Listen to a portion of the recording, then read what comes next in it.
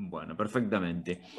Y hoy un tema del cual venimos hablando ya desde hace tiempo, más solapadamente, menos solapadamente, como es la cuestión de la ciencia, las noticias falsas o llamadas fake news, la ciencia en sí misma de cómo ha trabajado, y también nada menos el esfuerzo que se ha hecho mancomunado por parte de toda la comunidad para encontrar nada menos que la vacuna. Y pese a todo, hay movimientos antivacuna. Bueno, antes que nada, a mí me gustaría aclarar algo Lo que quiera. respecto de las fake news, ¿sí? Eh, Como siempre, el poder se apropia de las palabras que la resistencia crea para combatir lo hegemónico, ¿no? Las fake son distintas de las noticias falsas, aun cuando se le puedan parecer. Las fake fueron una creación de ciertos movimientos de resistencia para combatir precisamente la hegemonía que ejerce el poder en la información.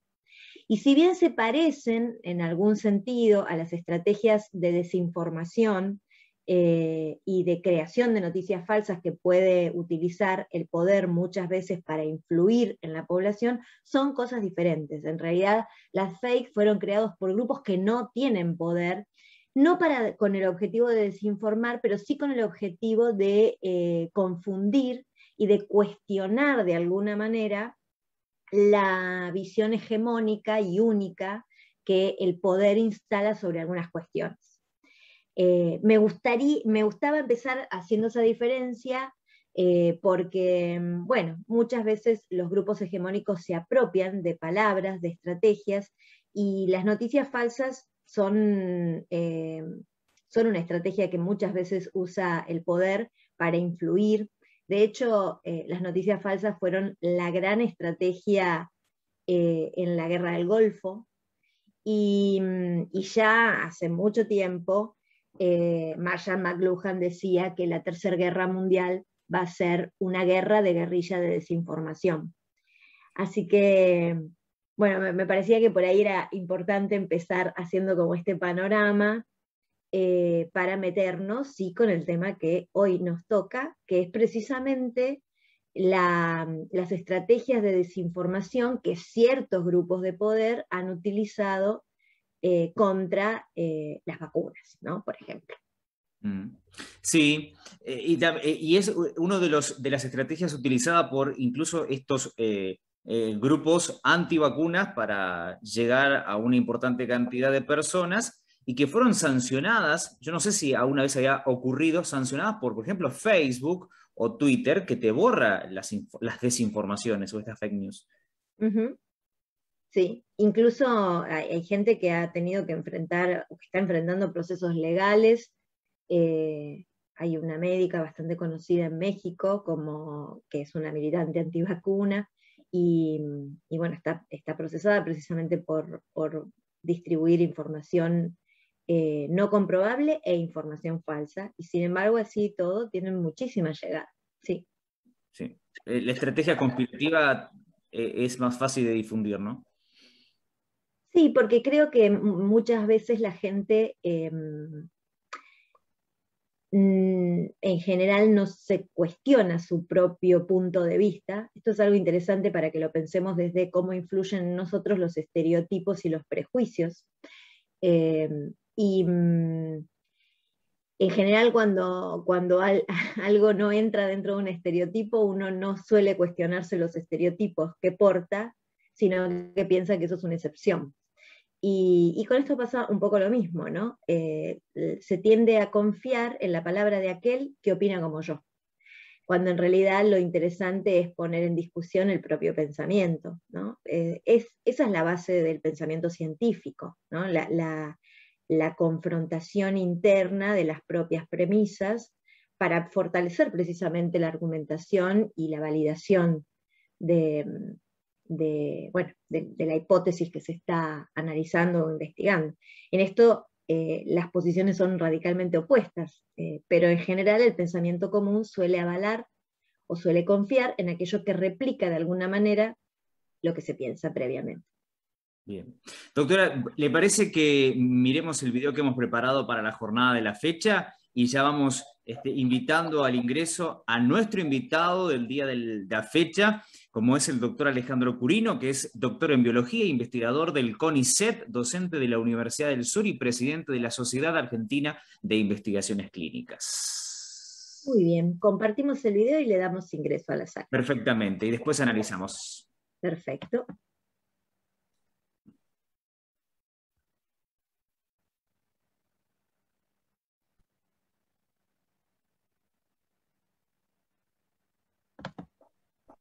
Las noticias falsas sobre los posibles efectos adversos de la vacuna rusa no tardan en llegar, sobre todo por las redes sociales. Nosotros dialogamos con una científica del CONICET que esto nos decía al respecto. En 32.000 vacunados solamente había 317 eventos supuestamente atribuibles a la vacunación, que luego fueron descartados algunos y se quedaron 298, ¿sí?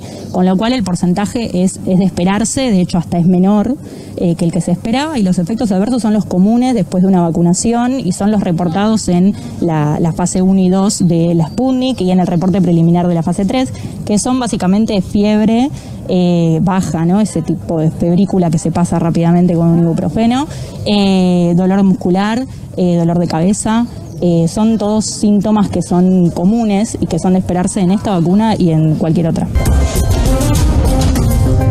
Hola, bienvenidos a Revista Digital, donde abordamos los temas más importantes del ciberespacio, las redes sociales y los medios de comunicación de América Latina y el mundo.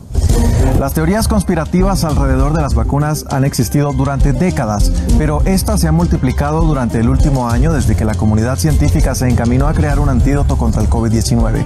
Ahora que la vacunación empezó en varios países, nuevas noticias falsas han empezado a surgir, no solo para atemorizar a las personas, sino también para estafarlas. En esta oportunidad, desmentimos la desinformación frente al tema. Empezamos. Uno de nuestros capítulos anteriores estuvo dedicado a desmentir la falsa relación entre las vacunas y el autismo, la homosexualidad, la esterilización y hasta la descabellada idea de supuestos microchips implantados por medio de las jeringas. La vacuna china, la que recibió Mauro Viale, y la que desde China dijeron, la verdad, no es tan efectiva como pensábamos. Es más, la primera dosis es muy poco efectiva, hablaban de un 3%, nada. Estoy diciendo la información que salió. ¿Cómo la podemos procesar en medio de la inquietud que hay también por la escasez, ¿no?, de dosis? La primera respuesta es que si yo tengo mañana que vacunarme y es Sinopharm, me vacuno mañana sin ninguna duda. La Organización Mundial de la Salud nos advierte de una epidemia paralela a la del coronavirus. La infodemia hace referencia al exceso de información sobre un tema de la cual gran parte son bulos, rumores o noticias falsas. Esta información se propaga igual de rápida que el virus entre las personas y los medios de comunicación. La OMS afirma tener que luchar no solo contra el virus, sino también contra los troles y los teóricos de la conspiración que impulsan esta desinformación sobre la COVID-19. Una desinformación tanto o más contagiosa que el virus mismo. Los hisopados tienen unos metales, unas cosas extrañas, no sé cómo explicarlo fácil, que bueno, te ponen eso y te va a dar positivo, porque en realidad no sos vos, es lo que le ponen al hisopado. ¿Para qué? Para meterte en tu casa. Las teorías de la conspiración y las noticias falsas han causado cientos de muertes en el mundo durante la pandemia del coronavirus. Un equipo de científicos de varios países ha recopilado datos para que este estudio que pone los pelos de punta. En India, por ejemplo, información falsa en las redes sociales hizo que muchas personas bebieran orina de vaca o comieran estiércol para prevenir las infecciones. En Arabia Saudita se aconsejaba la orina de camello con cal para protegerse del coronavirus. La lista es tan larga como peligrosa y por eso es muy importante la responsabilidad ciudadana a la hora de elegir las fuentes de información. En Marruecos, el Estado también ayuda con un nuevo código de prensa que castiga a quien publique a propósito información falsa y engañosa que ponga en peligro la salud de las personas. el primer titular es el más llamativo, ¿no? Que justamente dice Mauro Viale murió de coronavirus, con coronavirus, a pesar de o por la vacuna, ¿no? Todas esas dudas, de nuevo otra vez en duda la eficacia de la vacuna y no, o en realidad en este caso la seguridad de la vacuna, ¿no? Porque justamente estaban asociando la vacuna con el desenlace. Y la realidad es que lo que se sabe es que el problema, a lo sumo, fue haberse vacunado en un momento de periodo de incubación, ¿no? Que obviamente, bueno, no registraba seguramente síntomas, y luego los confundió los síntomas de los efectos adversos con la sintomatología del cuadro de COVID, y que fue justamente un cuadro de COVID muy severo y rápido, que no es lo más común, y por eso el desenlace. Pero en ese momento también nos llegaron muchísimas consultas, primero echándole la culpa a la vacuna, cómo podía ser que se vacunara y a los 2 días pasara esto. Bueno, la realidad es que hay que dejar en claro que primero que la vacuna no lo iba a proteger en 2 días, porque necesitamos, para preparar a todos los soldaditos de nuestro batallón de defensa, necesitamos mínimo 14 días desde la primera dosis, mínimo. Entonces eso ya no podía ser. Y después que la vacuna no enferma, porque como bien explicaron antes, justamente todas las plataformas que hoy tenemos son todas con partecitas de virus, material genético de virus que no puede generar un virus entero, no es la idea, o el virus muerto, inactivo. Muerto quiere decir que muerto, o sea, no resucita. Digo, no hay manera de que se active en el cuerpo y eso genere que nos enfermemos. Nos visita Mariana Carpano, es bióloga, investigadora, y precisamente vamos a hablar de eso, de las fake news, la infodemia. ¿Cómo estás? Hola, ¿cómo estás? Muchas gracias. Mucha información debemos tener, ¿no? Como sociedad, a la hora de informarnos y a la hora también de empezar a diseccionar la información que vamos recibiendo todos los días, ¿no? Sí, me parece que es fundamental llevar buena información. Es muy necesario en el medio de que se desinforma. Yo creo que básicamente hay muchos medios que en vez de informar, de tener responsabilidad, de tener de manejar exactamente lo que se está dando, desinforman. Bueno, y es un problema. En los últimos días, Mariana, lo habrás observado, todos lo observamos, con el positivo COVID del presidente Alberto Fernández, ese debate que arrancó con la efectividad de las vacunas. Digo, ¿cómo viste ese análisis en los medios de comunicación, pero también en las redes sociales? Sí, nosotros venimos viendo, digamos, los que venimos viendo los resultados de los ensayos clínicos de todas las vacunas COVID, y lo que se viene también leyendo, digamos, en general, en los diarios, en todo eso, es que la efectividad de las vacunas, de ninguna vacuna es el 100%, o sea, esto no sería una novedad en realidad si uno lo toma desde ahí, en cuanto a que ninguna vacuna es 100% efectiva para evitar que se tenga síntomas y se tenga una enfermedad. Lo que sí, todas las vacunas que se están aplicando en el mundo y las que se están aplicando acá en Argentina, 100% evitan la enfermedad grave, las hospitalizaciones. ¿Con una sola dosis? Con una sola dosis, sí. Son todas efectivas en ese sentido, en donde preparan al cuerpo.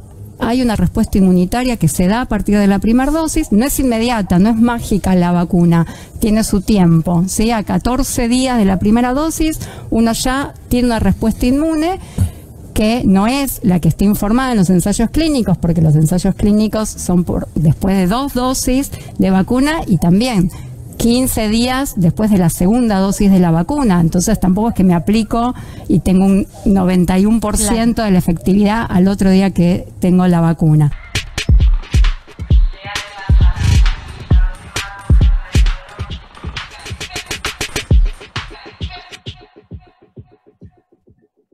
Bueno, hay mínimamente un resumen, pero recontra, súper resumen de las tantas cosas que se hablaron. Hay muchísimas otras de las cuales hubo referencia. Quisimos poner la menor cantidad de fake news para que no se siga desparramando tipo aceite, mancha de aceite, pero bueno, por momentos era imposible no mencionar a una de las más tremendas que se escucharon.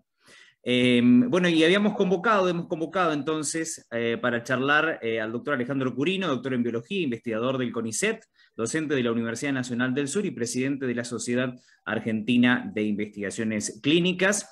Hemos hablado muchas veces con él a propósito de fundamentalmente la importancia de una información responsable, de brindar los datos en forma responsable, y me parece que también tenemos que poner en el tapete nada menos que la forma en que se desarrolló por parte de los medios hegemónicos de comunicación, que verdaderamente han hecho un trabajo, si el objetivo era, en muchos casos lo lograron, e incluso algunos informes ya están mencionando cuánto significó en materia de muertes y de contagios esta cantidad de informaciones falsas. Gracias, Alejandro, por estar esta noche con nosotros. Muy buenas noches y gracias por la espera. Hola, buenas noches. Hola, ¿qué tal? No, al contrario, gracias a ustedes por la entrevista. Alejandro, a ver, hemos hablado del impacto de las noticias falsas en medio de la pandemia. Ha pasado un tiempo, incluso desde ese comunicado que ustedes han emitido. ¿Cómo están viendo actualmente la situación? Bueno, la situación está mucho mejor en este momento. Yo creo que en parte gracias a que, como veíamos recién en el video, muchos investigadores, que no es nuestro trabajo ni es frecuente para nosotros y nos cuesta muchas veces y hasta nos da un poquito de miedo salir a los medios, ¿no? a explicar y muchas veces a ser atacado, porque hoy en día con el problema político que tenemos, que después quiero extenderme, al salir un científico a explicar desde lo científico puede ser, frecuentemente es atacado desde ciertos grupos políticos o medios masivos de comunicación que apoyan a esos grupos políticos. Así que para nosotros no es fácil. Veíamos recién varias colegas investigadoras del CONICET en el video. Lo hemos hablado entre muchos investigadores, lo hemos hablado dentro de la Sociedad Argentina de Investigación Clínica, pero a ver, cuando empezó la pandemia a principio del año pasado, nosotros los investigadores, nos aterrábamos de las cosas que escuchábamos. Nos aterrábamos por dos cosas. Primero, por la irresponsabilidad, las mentiras flagrantes o falta de información absoluta, pero además nos aterrábamos más porque sabíamos la consecuencia que eso iba a traer al convencer a un porcentaje de la población que no tiene por qué ser especialista ni en biología, ni epidemiología, ni virología, ni nada. Le iban a meter miedo, estaba claro, además uno lo veía porque lo escuchaba en los amigos, en los familiares que le consultaban, y sabíamos que eso iba a retrasar la vacunación y que iba además en contra de las medidas de cuidado mientras la vacunación se iba desarrollando. Ustedes me preguntan, así que nosotros realmente estábamos muy asustados, muy preocupados, nos agarrábamos la cabeza, decíamos, esto va a ser un desastre. En parte fue un desastre porque tenemos 100.000 fallecidos y yo creo que una parte importante de eso se debió a estas campañas. Pero creo también, porque hay un dato alentador, vos Sergio me preguntabas cómo vemos la situación ahora. Hay un dato alentador que es que tenemos los porcentajes de gente inscripta para vacunar más altos del mundo. Por ejemplo, superamos un país a que muchos de nuestros compatriotas permanentemente les gusta compararse y reflejarse, que son los Estados Unidos de América. Bueno, tenemos un porcentaje muchísimo más elevado de población inscripta para vacunarse que lo que tiene Estados Unidos. Algunos estados de Estados Unidos, Arkansas, por ejemplo, es de terror. Tiene menos del 40% de la población inscripta para vacunarse. Así que yo creo que esto que escuchábamos recién, las colegas que con tanta capacidad informaban, ustedes piensen que para nosotros es difícil, no somos especialistas en medios, no estamos acostumbrados a estar dentro del laboratorio, estamos acostumbrados por ahí a la docencia, por ahí eso ayuda, la docencia, pararse antes de 120, 130 alumnos de primer año, a veces como es mi caso, y tener que empezar a explicar mecanismos a nivel molecular y celular, por ahí pienso que ayuda.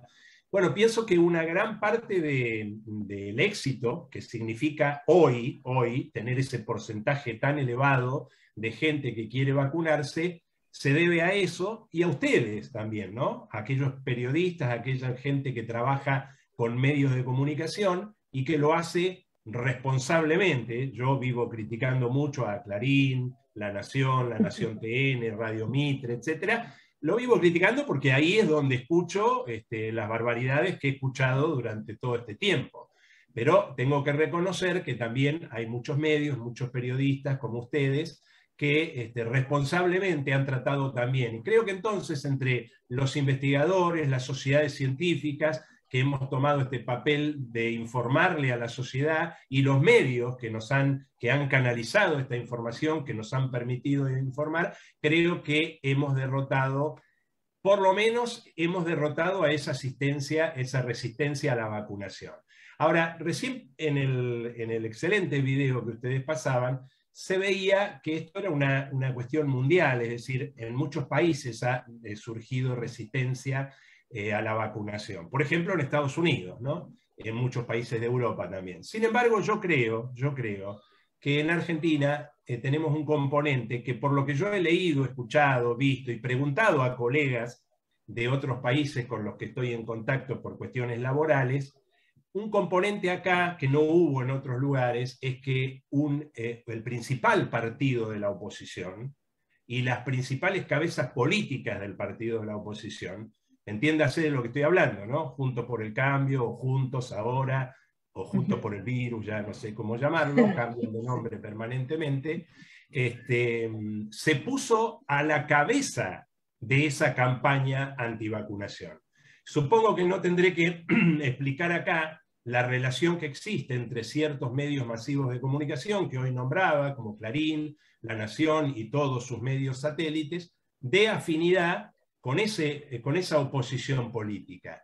Entonces por lo que yo sé, no hay otro país donde la principal oposición se haya montado sobre ello y haya tratado de hacer política partidaria con los muertos. Es decir, haya tenido como objetivo que la población no se vacunara, no cumpliera con las medidas de control, de cuidado, para que el número de muertos aumentara, para cuando llegara a una cifra redonda, como puede ser los 100.000, echarle la culpa al gobierno y debilitar al gobierno, obviamente para llevar agua para su propio molino. Eso, por lo que yo sé, no lo he visto en ningún otro país. Y estoy hablando, puede haber alguna persona que me está escuchando y se molesta porque es partidaria de esa agrupación política, pero yo me tengo que remitir a los hechos. Una de las principales dirigentes de esa agrupación política es Carrió, y hizo una denuncia al presidente, está la denuncia, se puede buscar en internet, está la copia, porque después se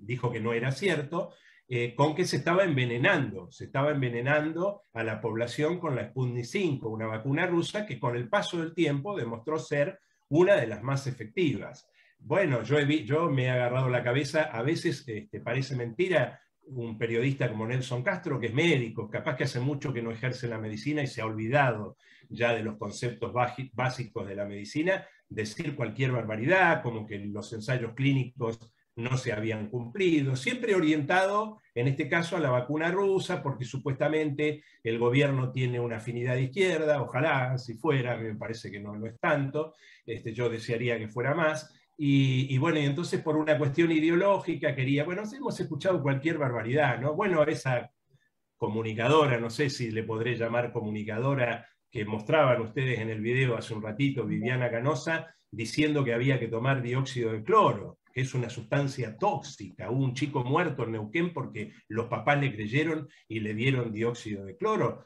La gente es víctima, la gente es víctima. Yo tengo un familiar que por su afinidad política miraba esos medios permanentemente, y entonces estaba asustado con la vacuna y no se la quería poner, y los familiares no pudimos convencerlo.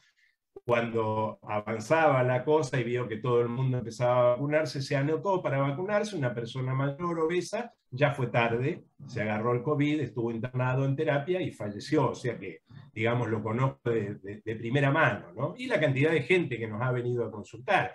La Nata, otro comunicador, por llamarlo de alguna manera, diciendo, ustedes recordarán, y voy a repetir el gesto obsceno de él, diciendo primero que ponete la Sputnik, que te va a crecer una joroba así, y después mirando a una cámara que lo enfocaba lateral y diciendo, y perdonen la grosería, pero la voy a repetir para que la recuerden, porque fue así, y después andar a reclamarle a Moscú.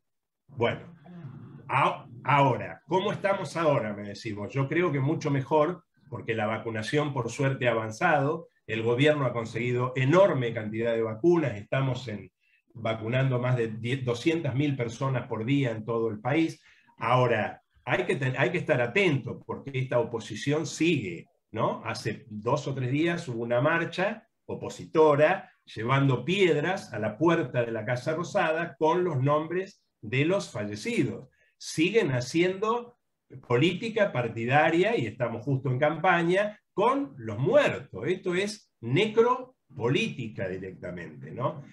Lo asocio con ¿por qué todos los científicos salimos a responder a esto y nos sentimos tan mal con esto? Porque somos todos comunistas o kirchneristas. No, dentro del ambiente político, dentro de la sociedad científica que yo presido, y me alegro que así sea, hay científicos con todas las ideologías políticas, hay socialistas, hay liberales, ningún problema, y así debe ser, está bárbaro. Ahora, era un ataque anticientífico, porque para tratar de asustar a la gente, todos estos ejemplos que yo conté, y se me deben estar escapando un montón, eran directamente ataques a la ciencia. Porque, a ver, la vacunación es para la biología, para la medicina, es como, no sé con qué compararlo. A ver, que alguien hable en contra de la vacuna, nosotros en un momento lo llamábamos terraplanismo biológico o terraplanismo epidemiológico. Porque hoy que alguien te hable en contra de la vacuna es lo mismo que el tipo que viene y te dice que la Tierra es plana. Es igual. Para que ustedes tengan una idea, la técnica central de la vacuna, que es la misma hace 200 años, que consiste en agarrar el microorganismo que produce la enfermedad, matarlo, o agarrar una parte del microorganismo, o agarrar un gen que codifique para una proteína de ese microorganismo, introducirla en el cuerpo. Entonces el sistema inmunológico del cuerpo dice, miércoles, guarda que nos está invadiendo el virus del COVID, y crea las defensas contra el COVID. Pero como el bicho está muerto, o es solo una parte del bicho, y no resucita, como decía la colega recién en el video, entonces no te desarrolla la enfermedad. Imposible que la vacuna te enferme, pero sí te crea defensas para que cuando el bicho de verdad te entre, vos ya tengas todos los soldaditos preparados, lo ataques rápidamente y no te enfermes, o te enfermes con una mayor gravedad, o no te mueras.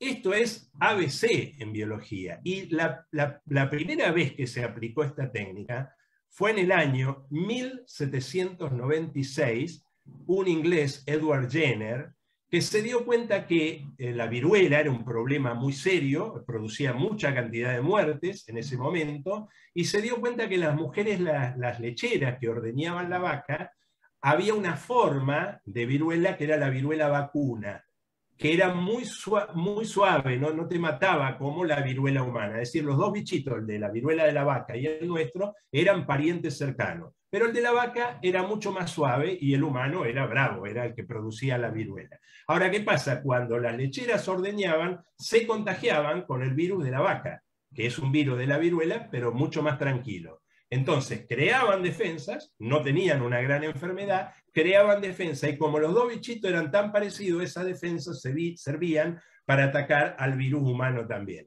Entonces, cuando Jenner ve que estas mujeres son inmunes a este virus, dice, bueno, a ver, voy a agarrar, en una época en que no había comité de ética que regulara la investigación, estoy hablando de 1796, no vamos a decir que Jenner era malo, era frecuente en la época, no se había desarrollado todo lo que hoy tenemos en ética, comité de éticas para controlar los experimentos. Entonces toma de una lastimadura de la vaca, toma material, y agarra al hijo del jardinero, no sé si tenía hijos él para ponérselo a él, pero agarra al hijo de jardineros 8 años, le hace unas raspaduras en la piel y le pone el virus de la vaca, porque lo sacó de la lastimadura de la vaca. O sea, reproduce el mismo proceso que las lecheras hacían al ordeñar. Y después expone al nene al virus humano y el nene no se enferma. Obviamente después repite eso con mucha más cantidad de gente, y ese fue el principio de la vacunación. ¿Qué estaba haciendo? Estaba agarrando, en este caso, un virus muy parecido y se lo estaba poniendo al ser humano para que creara defensa. Desde ahí hasta ahora, la vacunación ha erradicado y ha sido la forma que tenemos de luchar contra cientos de pandemias y cientos de enfermedades. La polio. Nosotros, bueno, ustedes son jóvenes, yo no tanto, pero todavía yo no lo llegué a ver de todas maneras, pero no hace tantos años la polio era una cosa terrible, ¿no? Inclusive en nuestro país, en Argentina, agarraba a los chicos y quedaban paralíticos, quedaban con parálisis. Bueno, ya conocemos la vacuna Sabin, después la vacuna Salk, que eran exactamente este mecanismo, que insisto, es lo mismo que estamos aplicando ahora, nada más que la forma de poner ese microorganismo o esa parte de microorganismo va mejorando a través del tiempo. Pero el proceso es lo mismo. O sea que para nosotros, que alguien viniera a decir que porque la vacuna era rusa te iba a quedar pegado un imán, o como escuchábamos recién, te metían un microchip para que te iba al cerebro y te hagas comunista, bueno, era un ataque a la ciencia. Obviamente también veíamos la parte política, pero además, política partidaria, eso quiero hacer esa diferencia, ¿no? Porque la política es una palabra sana, la política es una palabra buena, la política es tener un ministerio de salud, por ejemplo, y tener un país que invierta en investigación y tecnología, de manera que vos tengas laboratorio y personas preparadas mental y técnicamente para producir rápidamente una vacuna ante una situación como esta y no tengas que andar mendigando en el país, en el mundo, perdón, para comprarla en otro momento, ¿no? O con problemas para comprarla como hemos tenido. Eso es política. Y esa palabra es muy rescatable y es muy sana y es muy admirable. Otra cosa es la política partidaria. Es la lucha entre los partidos por ganar una elección. Esa política partidaria puede ser muy buena, puede ser muy mala. Puede ser buena cuando hay un debate de ideas, un debate de modelo de país, cuando los políticos buscan convencer a la población y le dicen cuál es su política de salud, cuál es su política de ciencia, cuál es su política económica. Ahora, cuando la política partidaria busca que haya miles de muertos para derrocar al enemigo, entonces ahí sí se transforma en una mala palabra. Bueno, me estoy extendiendo mucho, podría seguir, pero por ahí ustedes tienen ganas de preguntar. Está muy bien, porque hacías un recorrido donde nos permite también ver la relación que hay entre la política, la ciencia, las universidades, los organismos científicos, eso por un lado. Y por otro lado también podríamos reflexionar un poco, hablábamos de partidos políticos que son apoyados por medios de comunicación. Quizás también cabría preguntarse la posibilidad de que fuese al revés, ¿no? Medios de comunicación que representan grandes corporaciones, que tienen en realidad partidos políticos que les son funcionales, y que se van transformando a lo largo de la historia, ¿no? Porque estos medios de comunicación a los que nos estamos refiriendo han tenido comportamientos muy similares en otros momentos históricos, donde han apoyado a otros partidos políticos. Pero siempre con la misma línea ideológica, sí, sin duda. ¿No? Ya te sigo escuchando, pero me voy a olvidar si no. Hay una anécdota que resume muy bien este concepto que vos acabas de hacer y que comparto absolutamente, ¿no? Es así. Una charla entre Mañeto, todos saben que es el dueño de Clarín y de todo ese oligopolio, porque si le decís monopolio se enojan, con Menem, ¿no? Entonces Mañeto le decía, tenés que hacer esto, tenés que hacer lo otro, tenés que hacer aquello.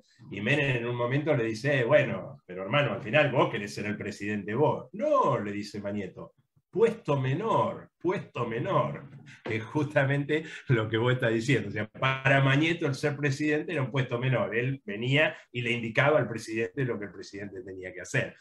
Han sido, bueno, nos vamos un poco de la pandemia acá, ¿no? Pero han sido los que llevaron adelante el golpe militar y han sido el cerebro del golpe militar. No nos olvidemos que el primer ministro de Economía del golpe militar del 76 era Martínez de Hoz.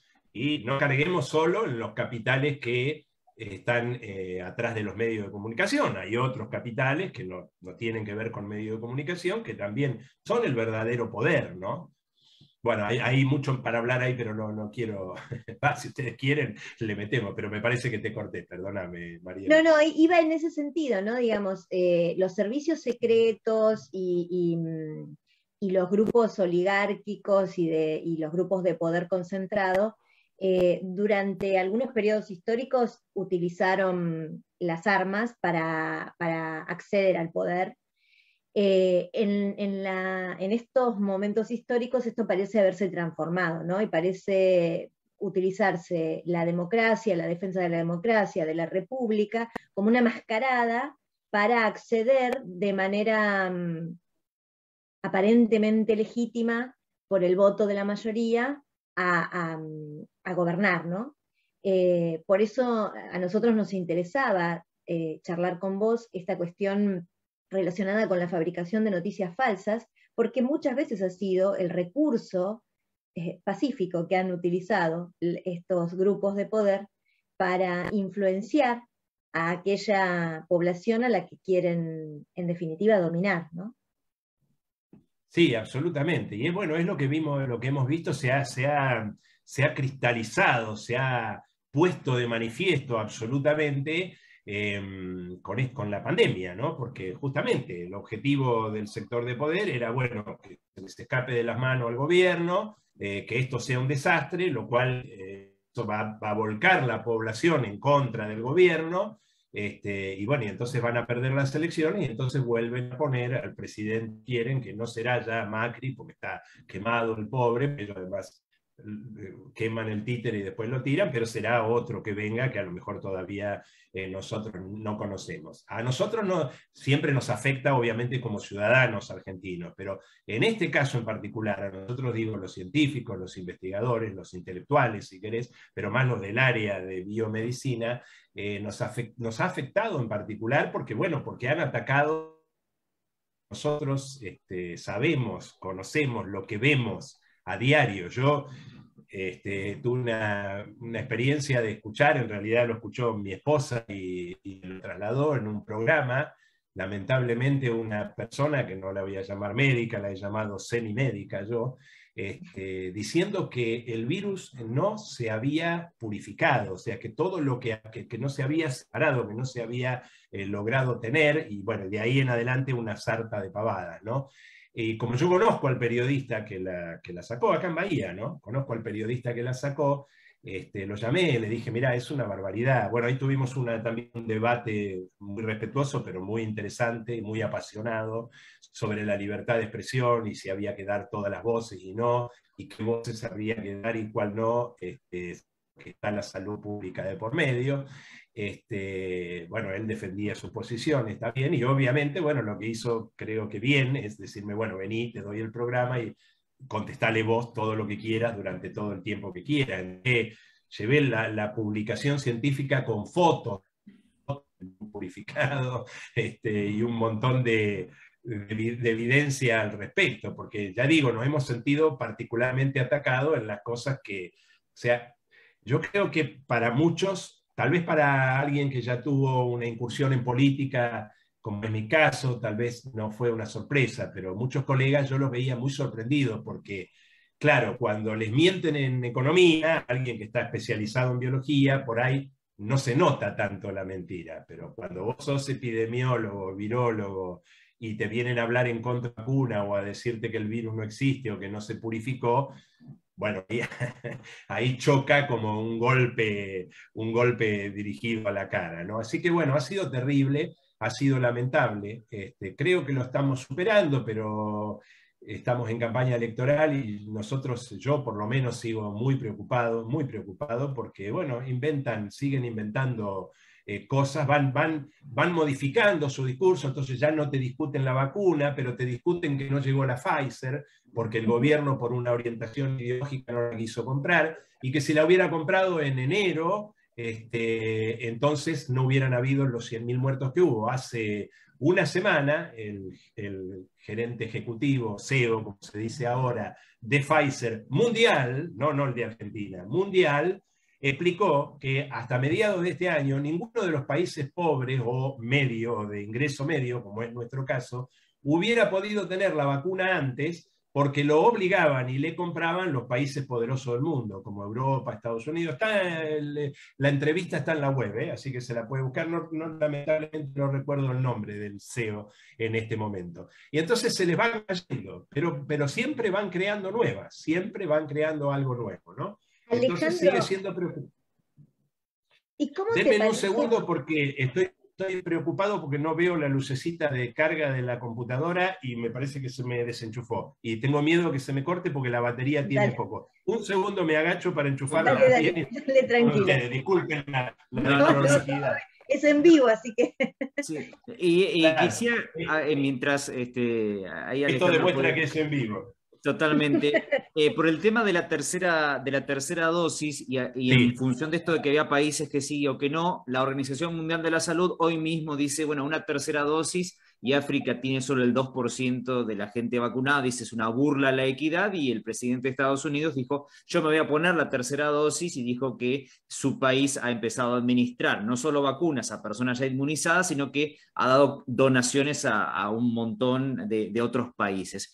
Es decir, digo, la tercera dosis choca como tal con un continente muy poco inmunizado y otros países con mucha gente inmunizada y la necesidad. Digo, ¿cómo se equilibra esto, Alejandro? Claro. A ver, para esos países de África, e inclusive para nosotros, hablar de una tercera dosis todavía no tiene sentido. Primero tenemos que lograr vacunar a toda la población con 2 dosis y después empezar a pensar en una tercera dosis. Entonces ahí se abren 2 temas. Por un lado, el tema de la desigualdad, porque lo que tenemos es una pandemia. Entonces no podés tener vacunado al 100% de la población, pero al tener tanta cantidad de gente en países con muy bajo porcentaje de vacunación, es una oportunidad para el virus, porque el virus tiene genes que van permanentemente cambiando, lo que nosotros llamamos mutando, y esas mutaciones hacen que el virus sea distinto. Como esas mutaciones son al azar, la mayoría son deleterias, son malas para el virus, pero de vez en cuando surge una que lo hace más potente, y por una selección darwiniana hace que ese virus se reproduzca mucho y el otro se reproduzca menos. Entonces el virus cada vez puede llegar a hacerse más agresivo. Como es una cuestión de azar, cuanto más cantidad de virus haya, o sea, más personas donde el virus pueda vivir, la probabilidad de que te surja alguna variante de que no responda a las vacunas, que responda muy poquito a la vacuna, es grande. Entonces la pandemia es porque la pandemia, ¿qué es? Es justamente una infección global, pan de todo el planeta. Bueno, hay una lingüista ahí, lo podrá explicar mejor que yo. Pero entonces, la solución también tiene que ser global, también tiene que ser mundial. Mientras tengamos un porcentaje grande de gente no vacunada y contagiada con el virus, hay la oportunidad de que surjan variantes cada vez peor y que ingresen a nuestro país. Y aunque vos tengas el 100% de la población vacunada, si esa variante dejó de responder a la vacuna o responde poco a la vacuna, volvés a tener un problema. Y entonces acá entramos en el tema del famoso, la comparación que se hace habitualmente dentro de la reina roja.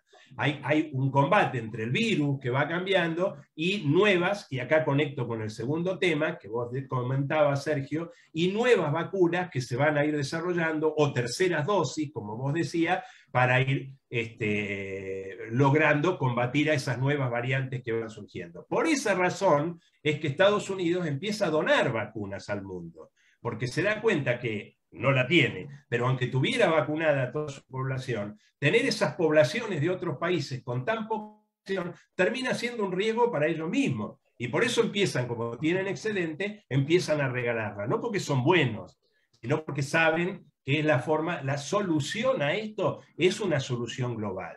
En cuanto a las terceras dosis o las dosis siguientes, además, muchos investigadores pensamos que esto va a terminar siendo como la gripe. De hecho, es un virus que tiene cierta similitud con el virus de la gripe. Vieron que año a año se van modificando las vacunas porque surgen nuevas cepas de gripe y se va vacunando con nuevas cepas. Es muy probable que con este virus terminemos de esa manera, teniendo que no terceras vacunas, sino cuarta dosis, quinta dosis e incluso de dosis variantes. O sea, de dosis distintas que van cambiando, siguiendo, como digo, esa evolución del virus. Pero en este momento nosotros tenemos que preocuparnos de tener a toda la población con las 2 vacunas y seguir con esta política que no se la ha puesto en valor, no se le ha dado la importancia que tiene, que es de evitar el ingreso de la variable Delta, que tiene un porcentaje de contagio, de capacidad de contagio, muchísimo mayor que las otras variables. Ese también fue un caballito, Ale, perdóname, digo, ese también fue un caballito de batalla de los medios y de la oposición, ¿no? El ingreso de la gente, de los argentinos que estaban en el exterior. Claro, ahí exactamente. Cuando el gobierno empieza a controlar con medidas de control el ingreso de los de afuera, ¿qué te dicen? Te coartan la libertad, ¿no? Bueno, ahí tenemos que entrar a explicarles cuál es el concepto de libertad, porque yo también entonces con ese concepto puedo cruzar un semáforo en rojo, porque digo, a mí nadie me va a coartar la libertad de ir a 120 kilómetros por Colón y cruzar en Colón y Castelli porque soy libre. Y mato a otra persona, me mato yo, pero si me mato yo no hay nada, porque si yo soy libre, pero el tema es si mato a otra persona. Entonces, a ver, hay un principio tan básico como que la libertad de uno termina donde empieza la libertad del otro. Pero exactamente, también, por eso digo que no hay, a pesar de la mejoría que tenemos, no hay que seguir atentos porque van cambiando su discurso. Y realmente ha sido un éxito que todavía no tengamos la variable delta. Y esto no se dice y no se ha puesto en valor, y esto es muy importante, porque la variable delta, si bien es más contagiosa, a las personas que están vacunadas, sobre todo si tienen dos dosis, les aumenta el porcentaje de contagio, pero como decía otra colega también ahí en el video que ustedes pasaron, hay dos porcentajes que hay que tener en cuenta. Lo que se dice normalmente es que la Pfizer tiene 80%, la Sputnik 5 tiene 96%, es de evitar el contagio, es decir, de 100 personas vacunadas, si hablamos de un 80%, 80 no se van a contagiar y 20 sí. Pero hay otro porcentaje que es más importante, que es el porcentaje de evitar cuadros graves o muertes. Y ese porcentaje en todas las vacunas, incluso en la Sinovac, que es una de las que menor porcentaje tiene para evitar contagio, es muy alto, es sumamente alto, está arriba del 90% para todas. Entonces, si a vos te agarra la delta, ¿no? Te contagias con la variable delta, sin ninguna vacuna, las probabilidades de morir son más altas, o de tener un cuadro grave y pasarte mucho tiempo en terapia, son más altas que con las otras variables. Ahora, si a vos te agarra vacunado con una dosis, o con las dos, mejor todavía, vas a tener más contagio, te va a contagiar más todavía, pero el porcentaje de muerte o de cuadro grave va a seguir siendo bajísimo. Entonces, ¿qué pasa? Si entra la variable delta ahora, llevamos ya con 2 dosis 10 millones de personas. No es una cifra baja. Pero ¿quién tiene que preocuparse si entra la variable delta en este momento? El que tiene una dosis o el que no tiene ninguna, o el que no está vacunado todavía. Ese va a ser el target de esa variable delta. Por eso era tan importante retrasarlo, es tan importante retrasarlo, para que nos encuentre con la mayor cantidad de población con 2 vacunas y que entonces nos contagie, pero que en la enorme mayoría de la gente no produzca un cuadro grave o no produzca la muerte. Así que eso es un éxito que se está teniendo y por eso probablemente atacaron ahí. Pues sabían que ese era un punto flojo. Si lograban que la gente ingresara, bueno, con algunos lo han logrado. Tenemos el caso del paciente 0 en Córdoba, que ingresó de Perú con un análisis negativo, una PCR negativa, pero se sabe que si vos te contagiás en el aeropuerto de Perú, cuando llegás a Ezeiza, te va a dar negativo. Pero por eso hay que esperar un número de días determinado y volver a hacerte el análisis. Bueno, este hombre, como le dio negativo, lamentablemente se vio con todo el mundo, creo que hay 800 personas aisladas, e inclusive él, lamentablemente, con un cuadro muy grave que no se sabe si va a salir adelante o no. ¿Cuánta influencia puede haber de ese hombre con lo que escuchó en los medios? ¿Cómo sabemos?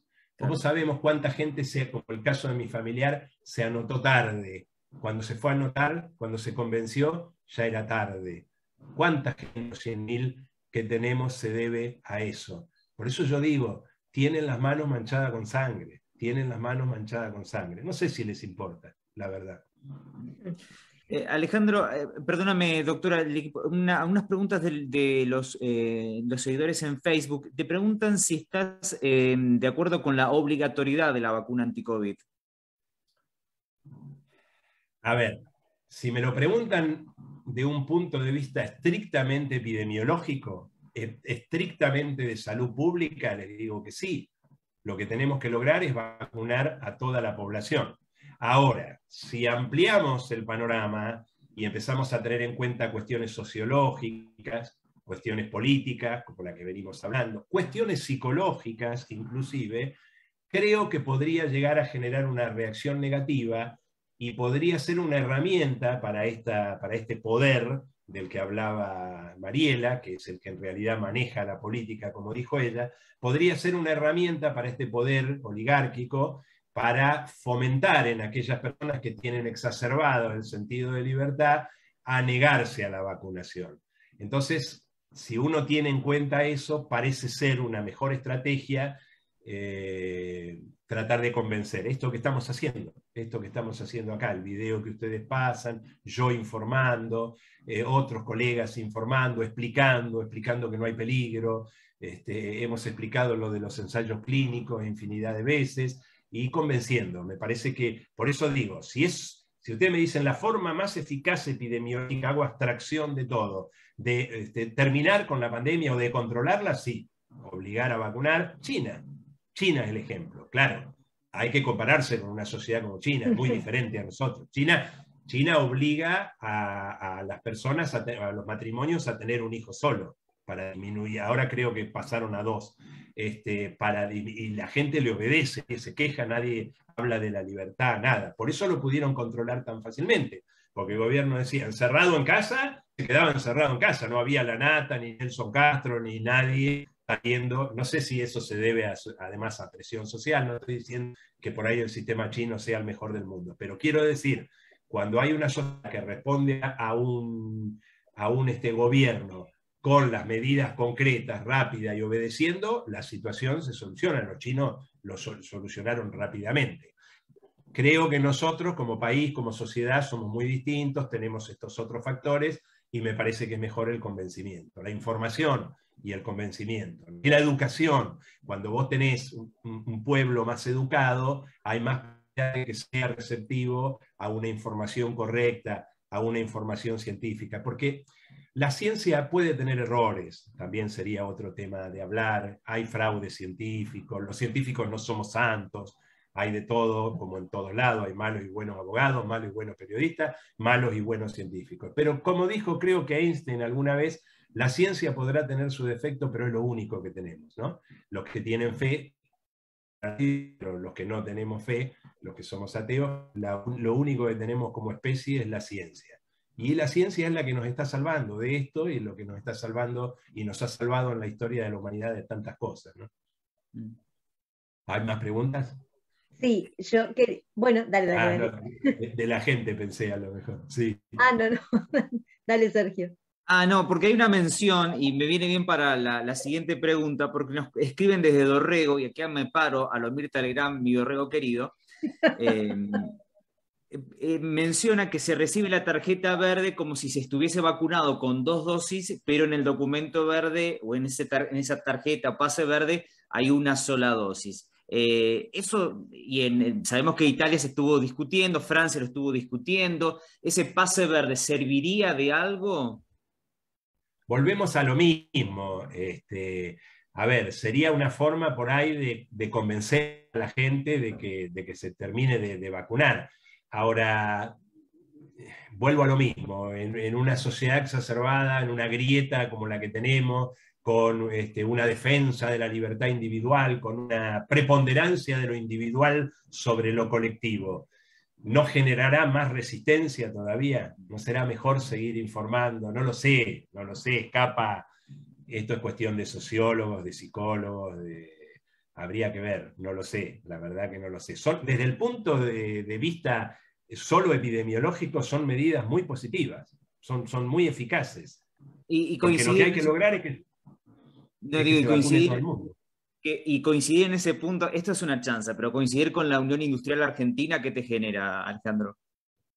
No, bueno, no puedo. No tengo nada antiempresario, aclaremos, al contrario, conozco y hay muy buenos empresarios, en general pymes, pero me cuesta mucho coincidir con la Unión Industrial Argentina. Aunque coincidiera que no es el caso científicamente, me daría mucho trabajo igual coincidir con ellos.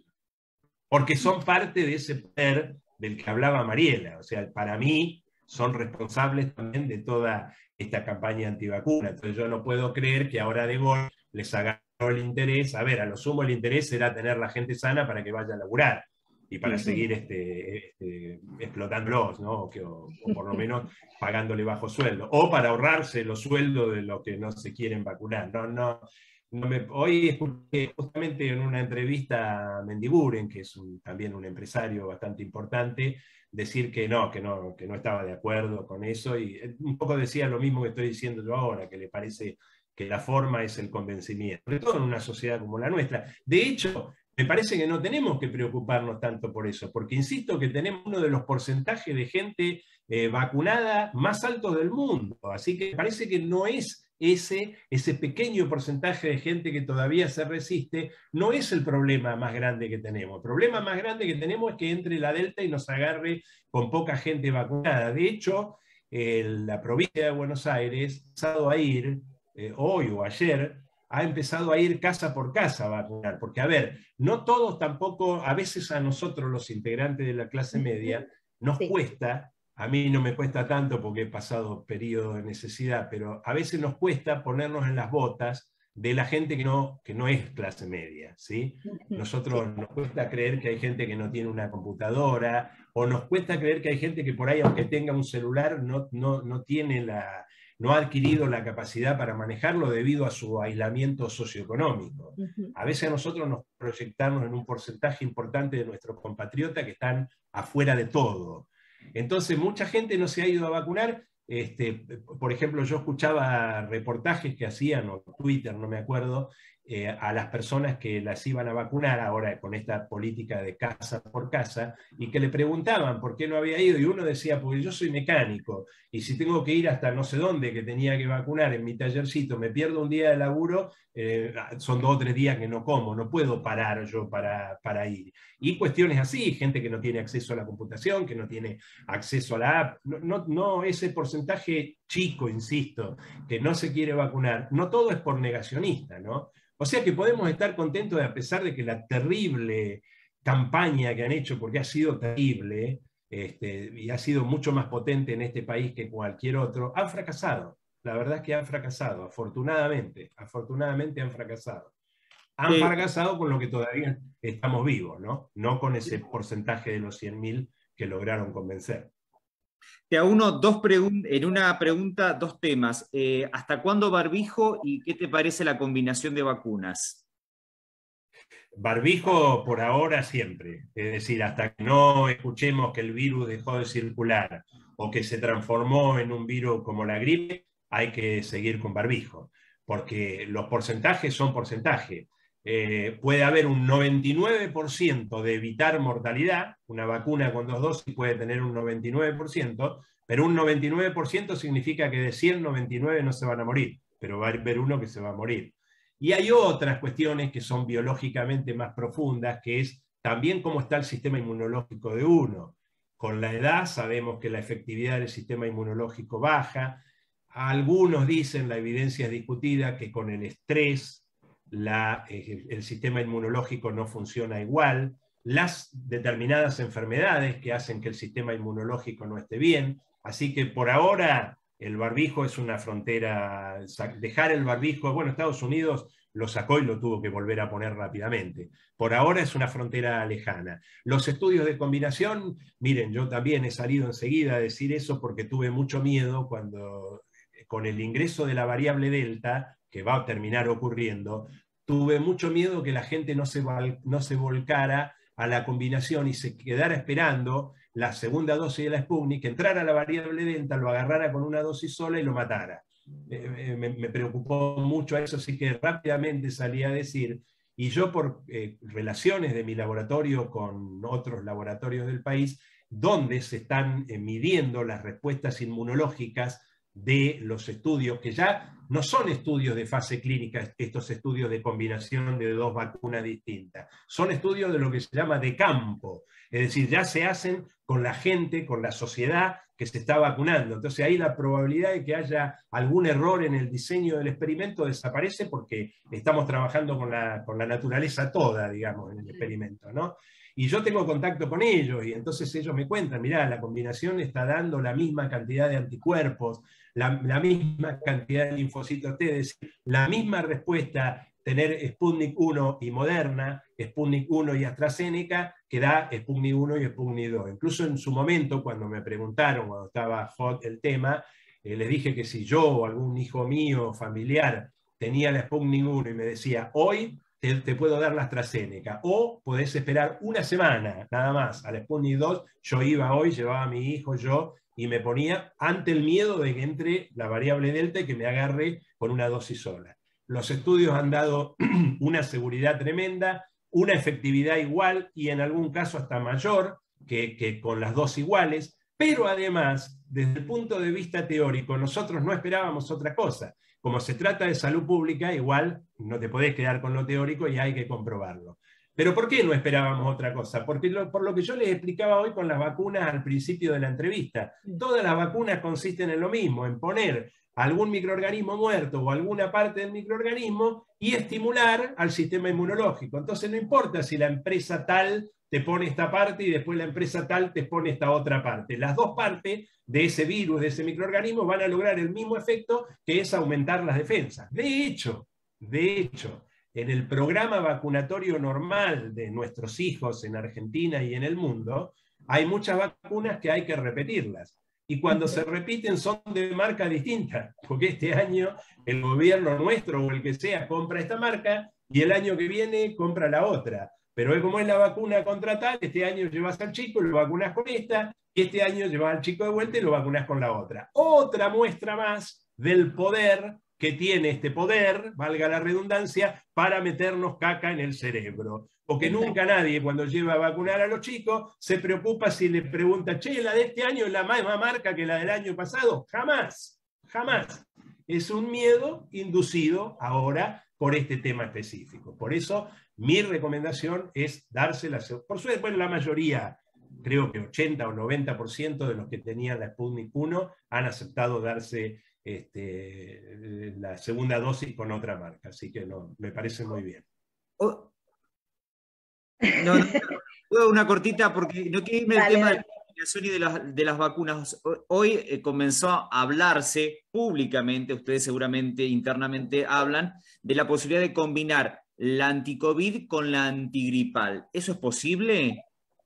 Sí, es posible. Ya, como yo les decía hoy, el virus de la gripe tiene cierta... Vos decís combinarla para evitar la gripe, así como para evitar el coronavirus, como dos cosas distintas, o para aumentar la efectividad del coronavirus. ¿Cuál es?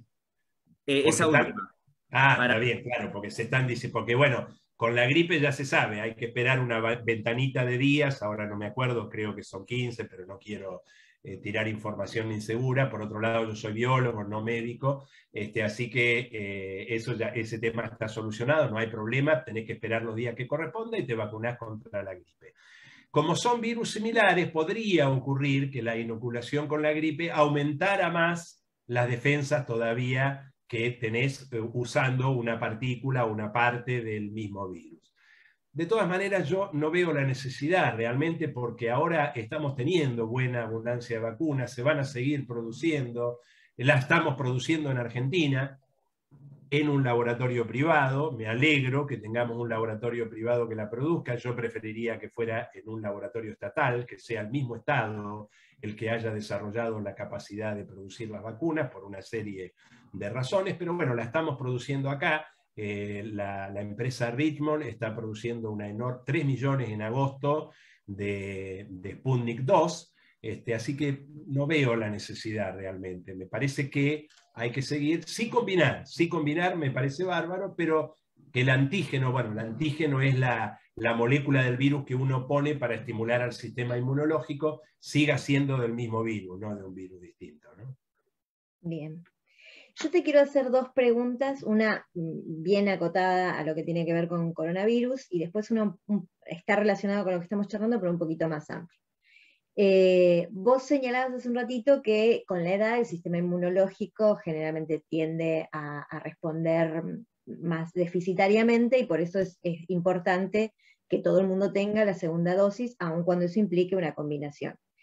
Mi pregunta es, ¿cómo ves ante la posibilidad de que comience en algún momento a circular la variable Delta, esta apertura que tienen los colegios y el regreso a la presencialidad, cuando tenemos todavía mucha población adolescente y de niñeces que a pesar de que ha llegado la vacuna Moderna, no están vacunados y esas partidas además se están usando para quien estaba esperando la segunda dosis de Sputnik?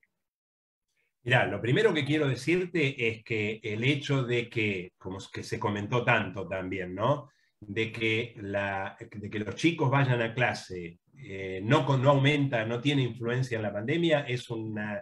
No es solo una mentira, es una ridiculez absoluta, hay que tener dos dedos de frente. El chico se contagia, no tiene un cuadro grave afortunadamente, pero se contagia y contagia.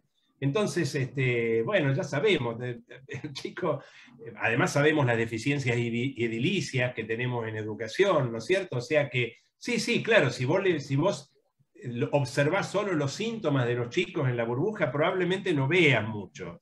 Pero se sabe que el chico tiene cuadros asintomáticos y que va a la casa y contagia. Así que las clases contagian, que ir a clase contagia, además agregarle el movimiento, agregarle los padres que se juntan a la puerta de la escuela, etcétera, etcétera, etcétera. Así que eso, dejémoslo claro, eso fue otra más de las cosas usadas políticamente, en este caso en la Cava, llegando increíblemente a la Corte Suprema de Justicia, y la Corte Suprema de Justicia desde sus casas, porque no se animan los señores jueces a ir a trabajar a las oficinas del Poder Judicial, desde su casa y conectándose por Zoom, como estamos nosotros uno con otro, decretaron que los chicos sí podían ir a la escuela. Una barbaridad, una cosa en el organismo máximo del Poder Judicial. A veces algunas cosas de este país asustan realmente. Bueno,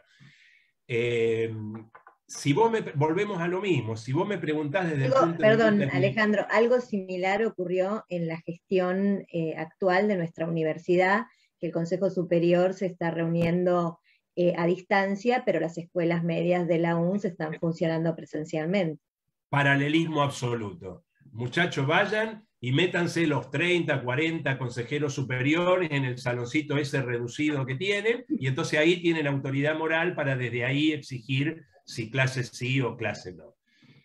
A ver, por supuesto que yo soy un defensor de la educación, ¿no? A ver, imagínense, ¿no? Una carrera universitaria, 5 años de un doctorado, otros 5 años de un postdoctorado en el exterior, me la paso estudiando, no me alcanza el día para estudiar, estoy preocupado por la educación de mi hijo, hacemos un esfuerzo con mi esposa para ayudarlo un poco, bueno, en fin. Si vos de vuelta me preguntás solo desde un punto de vista epidemiológico, yo te digo, esperemos 2 años, perdamos 2 años, si hay que perderlo, y después pongámosle el pie en el acelerador, porque hay una cuestión lógica, no la tendría que ni decir. La persona que se muere no puede educarse nunca más, ¿sí? Se murió y se murió. Los maestros, ¿no? Por ejemplo, en Cava, con esta política, hasta donde yo llevaba el registro había 24 maestros muertos, no sé cuántos habrá ahora, ya no perdí la cuenta ya.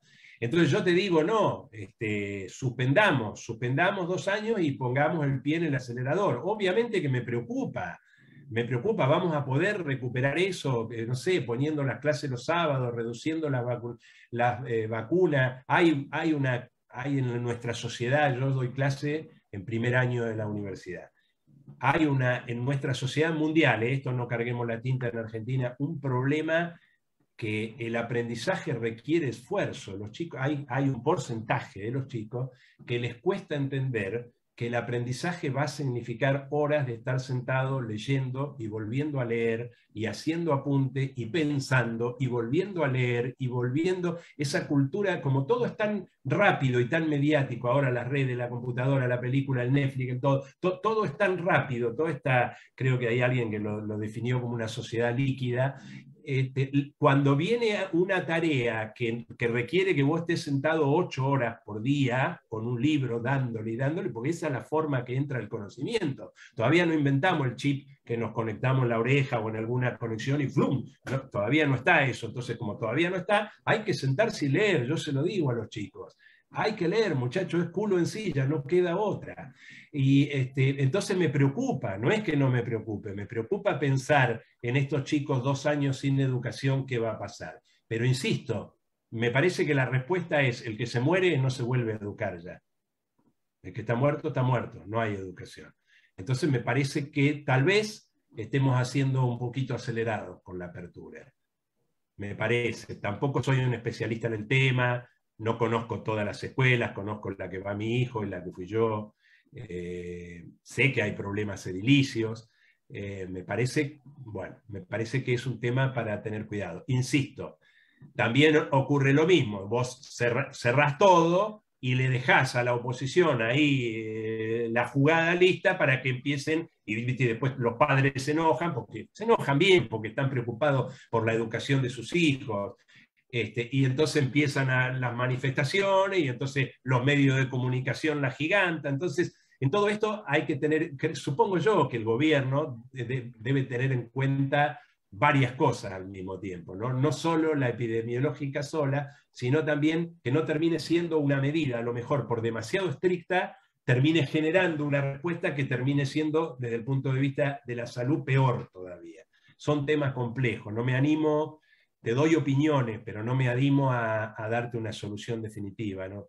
No me siento capacitado, la verdad. Bien. Capaz que vos, más que yo, podés opinar ahí. No, yo también tengo mis contradicciones, porque también me opino como vos, ¿no? O sea, por un lado, me parece que en este momento es prioritario cuidar la salud, porque los chicos son un vector de contagio importante por la circulación y por el comportamiento también de niñeces y adolescencias, que es distinto al de un adulto, ¿no? Y la noción de cuidado o la noción de muerte también es muy variable en esas edades. Eso por un lado. Claro. Por otro lado, también pienso en esto que vos señalabas al final de la respuesta, ¿no? Respecto de, cuando no... En el contacto pedagógico hay algo que tiene que ver con el apego, con el vínculo, con lo que se da entre un docente y un alumno, que es muy difícil de restituir a partir de estas pantallitas. Y eso... Sí, coincido absolutamente, y coincido absolutamente en carne propia, ¿no?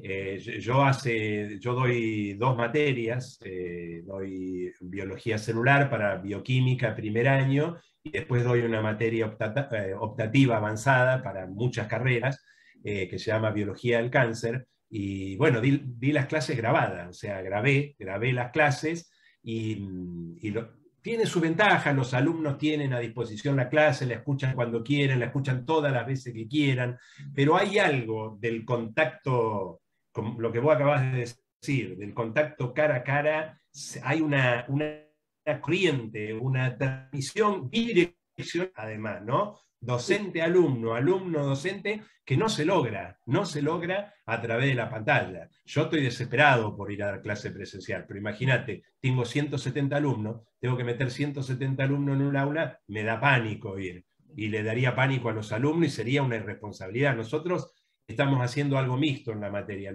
reducimos los trabajos prácticos, que es para que la gente entienda cuando hay que meter las manos, al mínimo indispensable, con lo cual ya si no se aprendieran esas habilidades, la calidad profesional disminuiría, sería nula o desastrosa, y todo lo demás lo hacemos virtual, incluido las clases teóricas. Y acá hay que remarcar, porque también se dijo, ojo, cuando hablamos de perder 2 años, yo tal vez fui un poco irresponsable y ligero al hablar de perder 2 años, porque tampoco es que perdimos 2 años, ¿no? Porque los docentes hemos hecho un esfuerzo enorme, enorme, la maestra 1000 veces más que los docentes universitarios. Lo digo además por la maestra de mis hijos, de mi hijo. Y no fue que se perdió todo tampoco, ¿no? Porque hubo a través de estos medios, hubo contacto, hubo deberes para hacer, realmente el esfuerzo ha sido enorme, seguro que no igual de efectivo, creo que eso lo reconocemos todos, pero por lo menos no fue una pérdida total, así que eso también hay que meterlo en la ecuación cuando decimos clase sí, clase no, ahora sí o ahora no, también meter eso, ¿no? No es una pérdida total de 2 años, como yo erróneamente dije hace un momento, ¿no? Porque el esfuerzo de los maestros ha sido realmente extraordinario en ese sentido. Sí, exactamente. Y los profesores universitarios también, humildemente. Sí, no, hemos recreado formas, hemos adaptado estas pantallas que en muchos casos están creadas para fines comerciales, no pedagógicos, y hemos hecho maravillas con eso. También es cierto que hemos tratado, y el gobierno ha tratado, de que la conectividad fuera gratuita, por lo menos durante la pandemia, para muchos sectores de la población, y estos mismos poderes concentrados a los que hacíamos referencia antes se han opuesto, ¿no? y han dado batalla para eso, ¿no?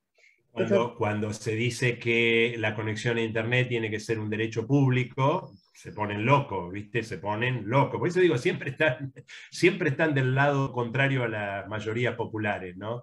Y acá también no nos olvidemos, vuelvo a cómo nos cuestan los de la clase media ponerlos en los zapatos de la gente que no es clase media, que estos medios los podemos usar con aquellos alumnos que pertenecen a la clase media, porque insisto, hay casas donde no hay computadora, o hay una que tiene que ser compartida por 2 papás y 3 hermanos, o hay un único celular, y ese único celular es el único medio para conectarse con la maestra. Entonces ahí volvemos. Ahí ves, por ahí también hay que meter eso en la ecuación, porque para ese grupo de gente la presencialidad es importante en la educación, porque ahí por más esfuerzo que hagamos los docentes, si del otro lado no hay una camarita, no podemos llegar. Entonces también, viste, hay que meter eso en la ecuación, ¿no? Exactamente, sí. Y la otra pregunta que te quería hacer relacionada con esta es un poquito más amplia, porque tiene que ver con algo que señalábamos con Sergio al principio, y es esta tendencia natural del pensamiento común a confiar en aquello que replica lo mismo que yo pienso, a diferencia de el pensamiento científico, que precisamente los sistemas de validación tienen que ver con cuestionar lo que yo pienso o lo que la evidencia me dice, precisamente para fortalecer o dar por inválida una hipótesis, ¿no? ¿Cómo podríamos hacer, los que estamos en el sistema académico y los que están en el sistema científico, para fortalecer el pensamiento crítico, para difundir el pensamiento crítico? Porque en parte también esto que te contestaba el periodista al que vos aludías hace un rato, respecto de que la libertad de opinión es decir lo que uno piensa, eso también es una creencia inválida. O sea, la libertad de opinión no tiene que ver con decir cualquier cosa que a uno se le ocurra decir, porque hay temas que están juzgados, como históricamente el nazismo está juzgado, y yo no me podría parar frente a una cámara a defender el nazismo. ¿Cómo podemos hacer para...? Tenemos algunos ejemplares en Argentina últimamente que están defendiendo cualquier cosa, ¿no? Sí. Pero ¿qué crees vos? ¿Cómo se podría contribuir desde, por lo menos lo que te toca a vos, que tiene que ver con el sistema universitario y con el sistema científico, cómo se podría contribuir para socializar las herramientas de pensamiento crítico?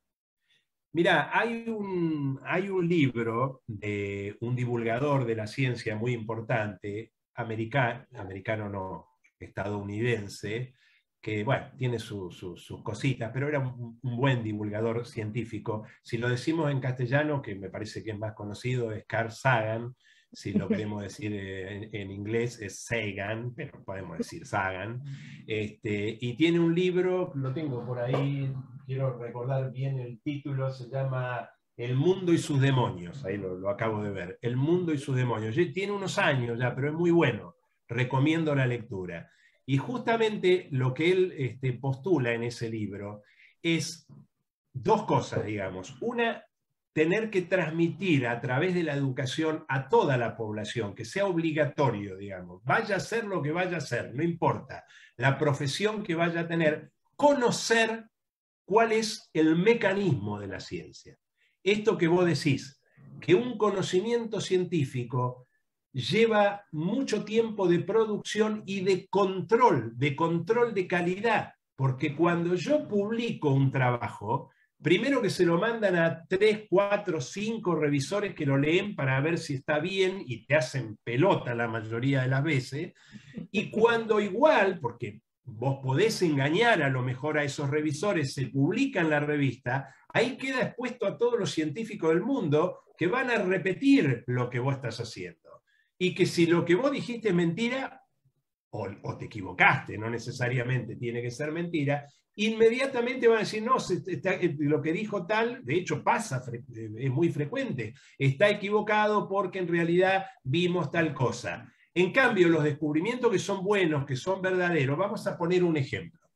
Cuando dos biólogos que se llamaban, seguro que todo el mundo los ha escuchado hablar, Watson y Crick, ¿no? James Watson y Francis Crick, descubrieron cómo era la estructura de la famosa doble hélice, la estructura de una molécula de ADN, que es el material genético, inclusive el material genético de algunos de los virus, ¿no? Algunos virus tienen ADN, otros tienen otro ácido nucleico. Bueno, ellos descubrieron esa estructura.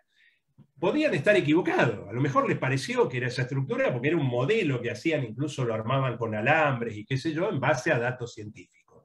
De hecho, hubo otro bioquímico norteamericano, Linus Pauling, que hizo un modelo distinto. Entonces, ¿cuál de los dos modelos era cierto? ¿Por qué le voy a creer a la ciencia si Watson y Crick me crean un modelo de doble hélice y el otro me hace una hélice de una cadena? Bueno, porque los dos publicaron, y cuando los otros científicos del mundo empezaron a repetir el experimento, el modelo de Pauling no iba, y en cambio el modelo de Watson y Crick, que fue en 1953, hace 70 años, que hay una infinidad de conocimiento, inclusive alguna de la vacuna, basada en esa estructura. Entonces yo hoy te puedo decir, están los relativistas que dicen que en ciencia nunca llegamos a la verdad absoluta, puede ser. Pero yo hoy te puedo decir, cuando yo te digo que la estructura del ADN es una doble hélice, es una verdad absoluta, porque hace 70 años que está chequeada. Entonces, lo que decía, lo que dice, se murió, pero lo que el libro dice todavía Carl Sagan, es que tenemos que enseñar en las escuelas, en la primaria y en la secundaria, cuál es el mecanismo de la ciencia, porque la ciencia nos rodea.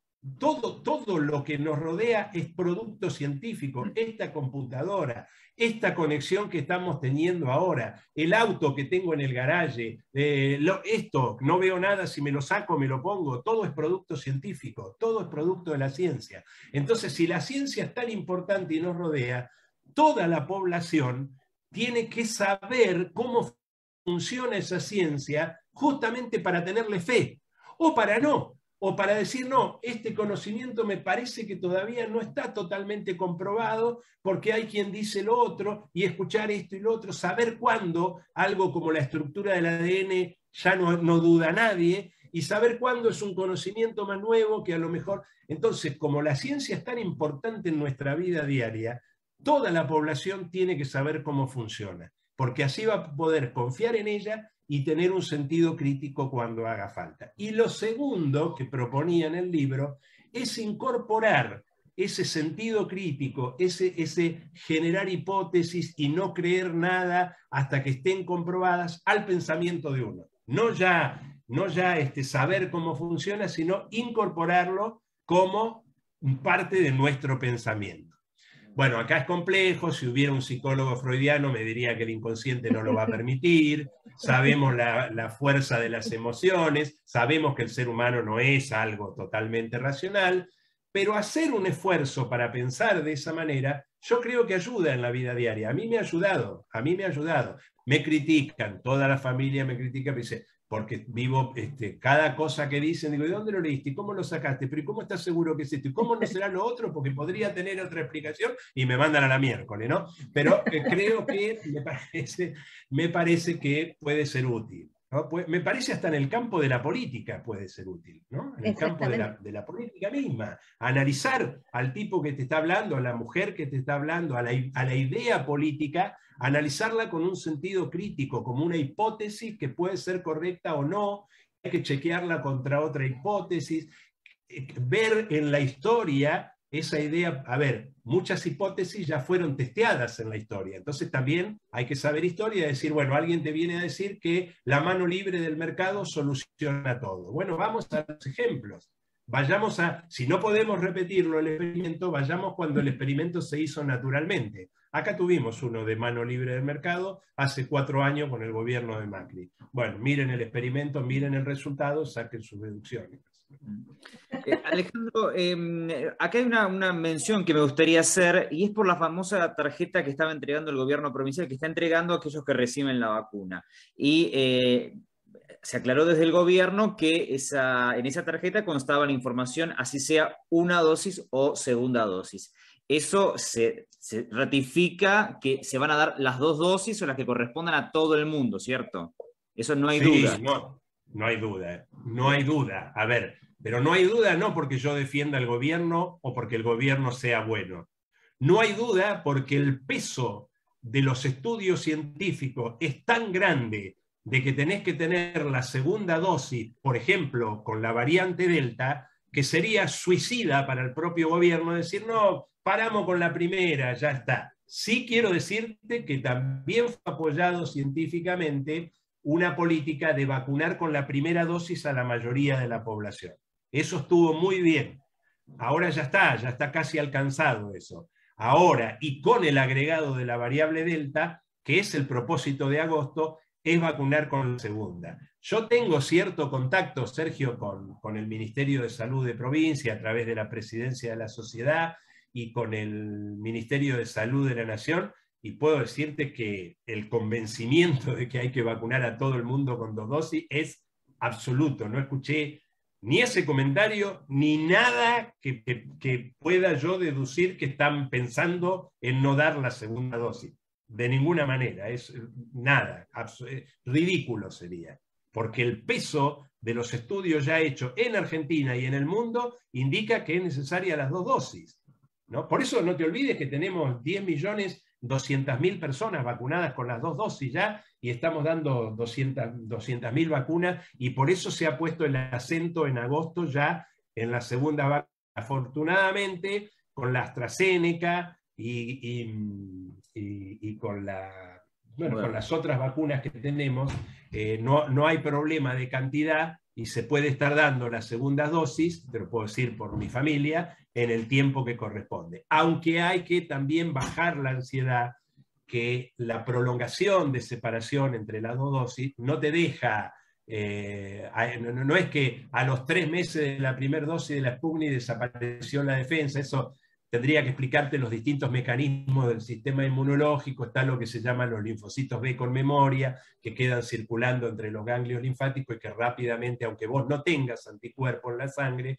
si el virus te entra, esos linfocitos rápidamente empiezan a fabricar anticuerpos, o sea que no estás desprotegido, pero sabemos que sobre todo para la variable Delta, la mejor protección es la segunda dosis. No me cabe la menor duda de que vamos a avanzar a eso rápidamente.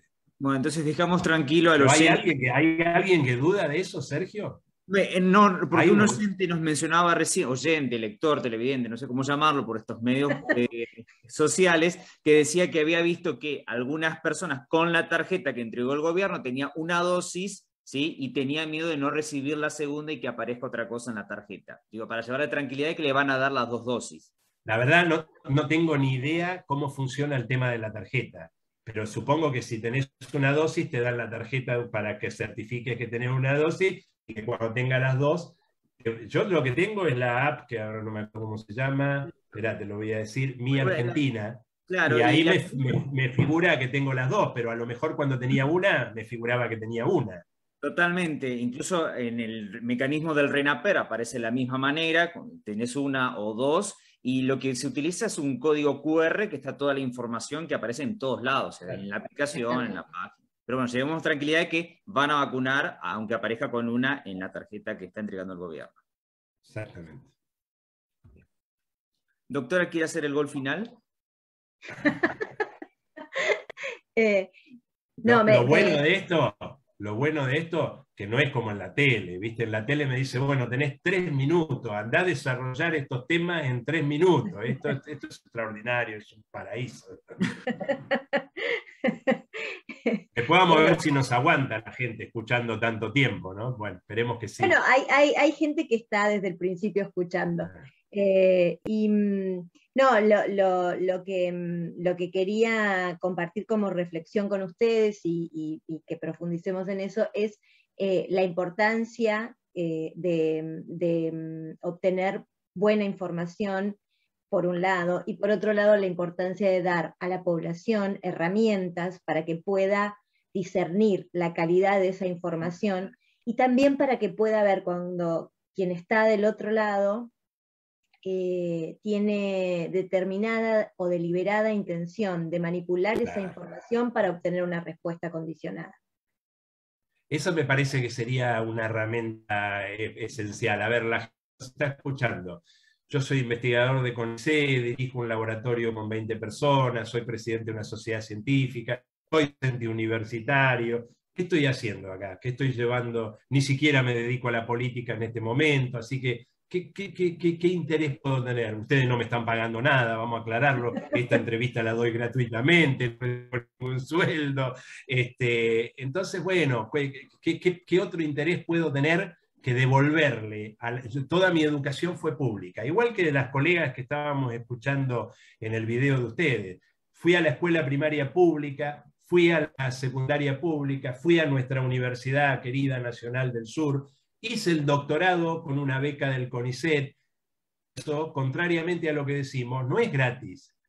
Eso, la gente que nos está escuchando, nuestros compatriotas, a través de sus impuestos, pagaron esa educación. Ojo, no solo la educación de los científicos, de los abogados, de los médicos también, porque a veces parece que solo somos los científicos los que tenemos que devolver y los señores abogados, médicos, arquitectos, etcétera, no, van a la actividad privada y no tienen que devolver más nada. Bueno, me zafé ahí con eso porque siempre lo tengo atragantado. Entonces, ¿qué otro interés puedo tener yo que tratar de devolver eso? A lo sumo un interés de ego, decir, mirá qué importante fui yo en la vida que adquirí el conocimiento como para ayudar a mis compatriotas. Eso sería lo más feo que se me podría encontrar. Pero no hay un interés económico, no hay un interés político partidario, ni de ninguno de los científicos que hemos salido, y que al contrario, a lo mejor hemos recibido palos de otros medios o de la oposición. Ahora, pensemos un señor como Lanata, cuando te dice que te va a hacer una cosa así, cuando hace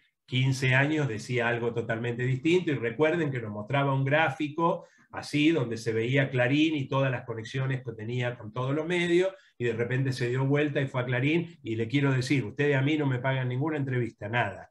Pero el señor Lanata cobra para hacer los programas que tiene y cobra mucha platita. Entonces eso también hay que pensarlo cuando uno está recibiendo esa información. ¿Por qué me la está dando? Como vos dijiste, Mariela, perfecto.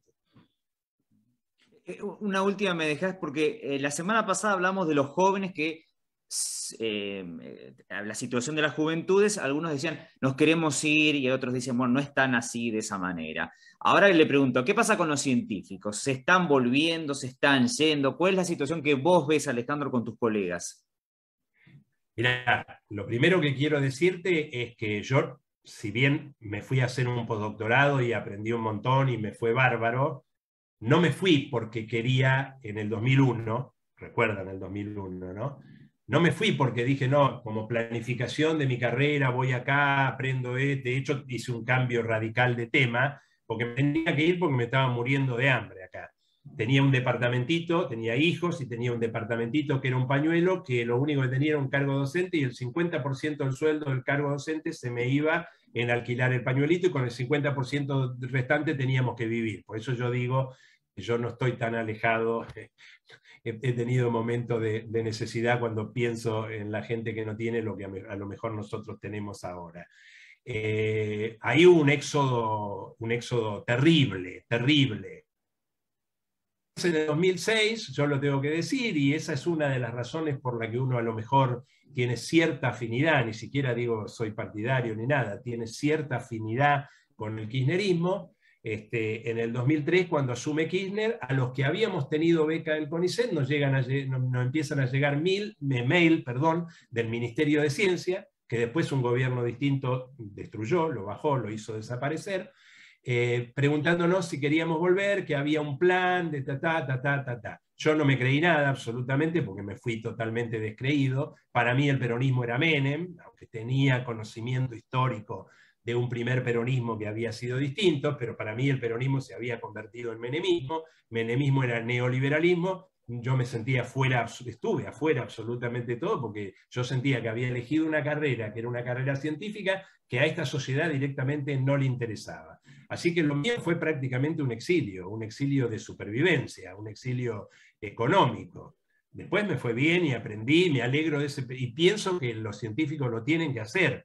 Ese periodo en el exterior es muy positivo, te abre la cabeza, aprendes técnicas, me fue muy bien y lo agradezco. Pero el motivo por el que me fui fue ese, y no pensaba volver. Y el motivo por el que volví fue el gobierno kirchnerista, porque en el 2003 no le creí nada, dije, el mail ese lo borré inmediatamente, pero después el contacto que tenía con los colegas, 2004 seguía apoyando, 2005 seguía apoyando, 2006 seguía apoyando.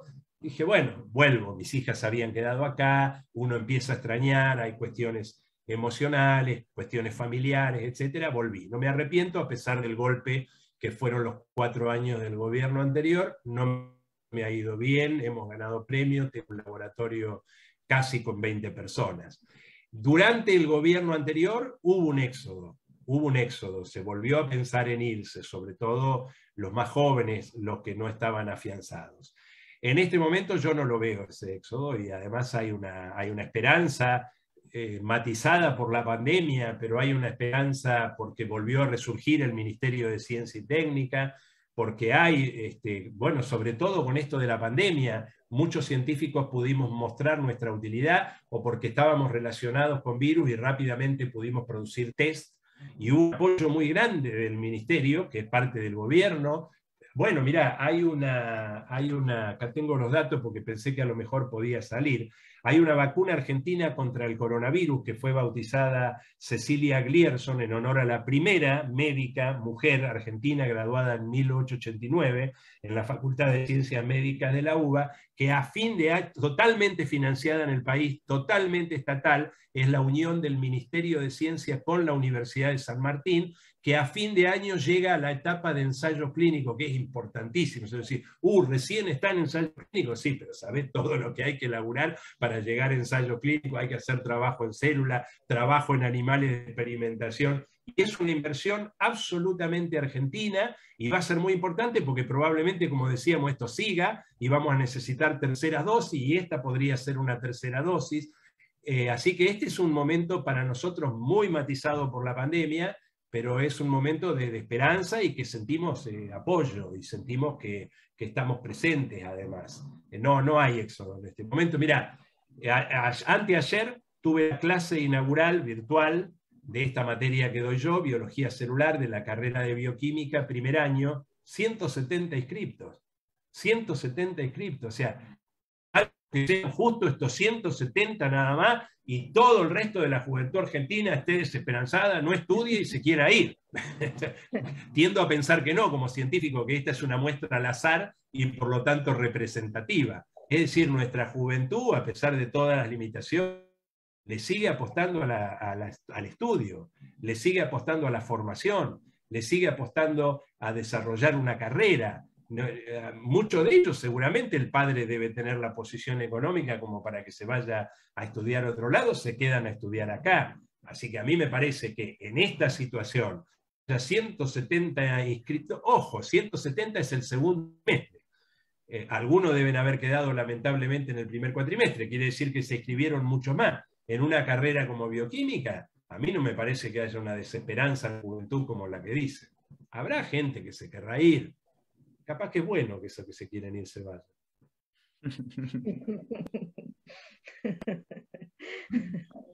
Alejandro, ¿y esos 170 son más que en 2018, 2019, pre-pandemia? Sí, estábamos en 120, 130. Sí, aumenta. Ok. A mí me alegró, bueno, no me alegró por el trabajo que me va a dar virtualmente manejar 170 alumnos, pero a ver, viste, clase inaugural, 170, 18 años que están optando, y además por la universidad pública, porque a lo mejor no podrían irse a otro país, pero podían ir a la universidad privada. Y por estudiar, y saben que es difícil, no todo está perdido, no todo está perdido. Si hay tanta cantidad de gente que quiere estudiar, quiere tener una formación, quiere crecer profesionalmente. No sé los números de otras carreras, pero a mí me parece que contrarresta absolutamente ese argumento de desesperanza. Me parece que esa desesperanza, no quiero ser reiterativo y monotemático y volver a lo mismo, pero me parece que es una desesperanza inyectada también. Entonces, si hay desesperanza, sabemos. Un pueblo que no es feliz es un pueblo que no progresa. Para progresar hay que ser feliz, hay que ser optimista, hay que tener ganas, hay que tener energía, hay que tener esperanza. Si nos sacan la alegría, la esperanza, somos mucho más fáciles de derrotar. Exactamente. Bueno, Alejandro, estamos absolutamente contentos de haberte tenido esta noche y te agradecemos pero profundamente todos estos minutos que nos brindaste. No, al contrario, el agradecido soy yo porque me hacen sentir útil. Ojalá la gente entienda, ojalá me explique bien y a veces nosotros nos planteamos mucho de qué sirve lo que estamos haciendo, porque la ciencia es tan trabajosa y tan pasito a pasito cuando uno habla individualmente, ¿no?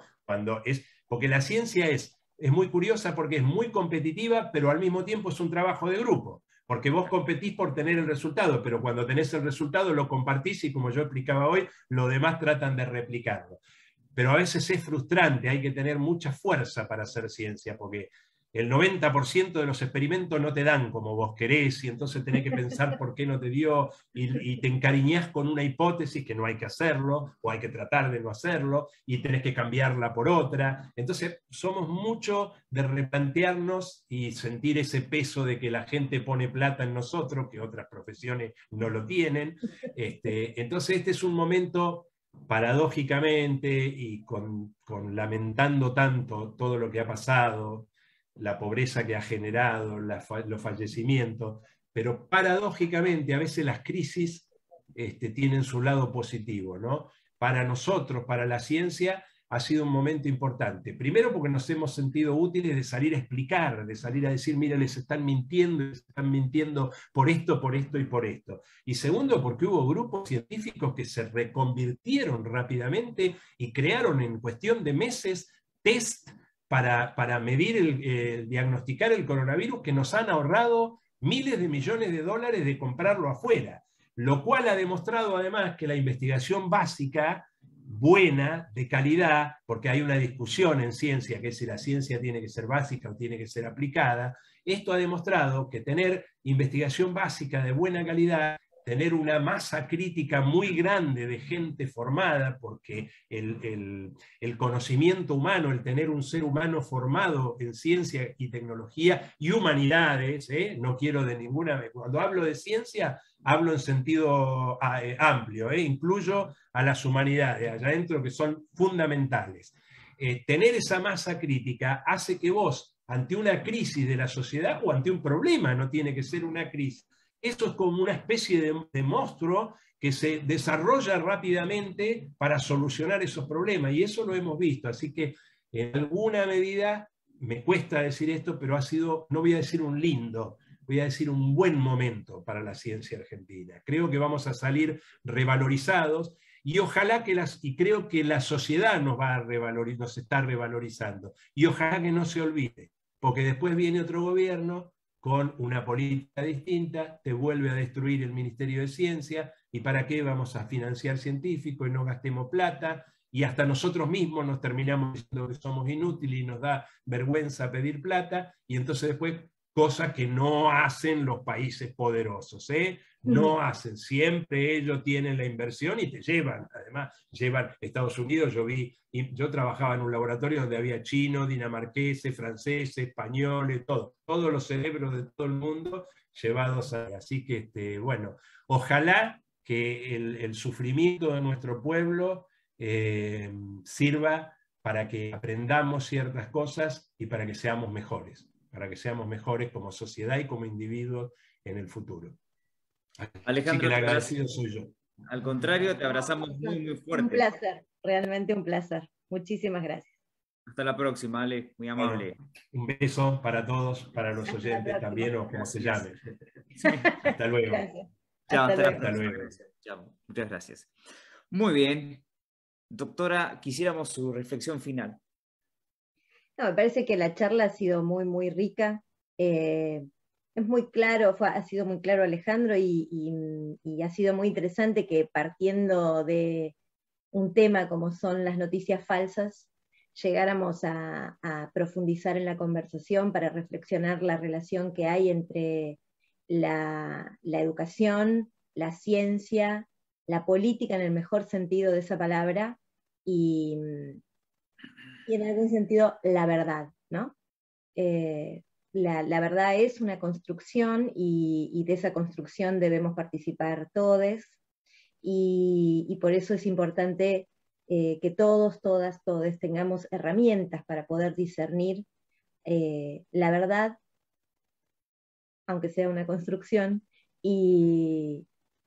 y aquellos que inventan realidades, espejitos de colores, con la intención de manipularnos y quedarse con nuestro derecho a la voz, nuestro derecho a decidir, nuestro derecho a cuidarnos, nuestro derecho a la salud, que es todo lo que está puesto en juego hoy por hoy, ¿no? Así que me parece que valió la pena que hoy el programa se extendiera, valió mucho la pena, y invito a todos los que están del otro lado que lo compartan, lo repliquen, y a quienes lo vayan a ver también, que aunque lo vayan a ver más tarde, que lo compartan, porque me parece que ha sido una charla que da para que pensemos mucho. Muy bien. Anuncios para el fin de semana. Bueno, los invito como siempre al ciclo de dramaturgias de urgencia, que va los domingos a las 19:30 por Zoom. Pueden comprar entradas por www.teatroenlanube1.com, y si no, pueden buscar esa información en el muro de Facebook o en el Instagram de Descarada, productora escénica.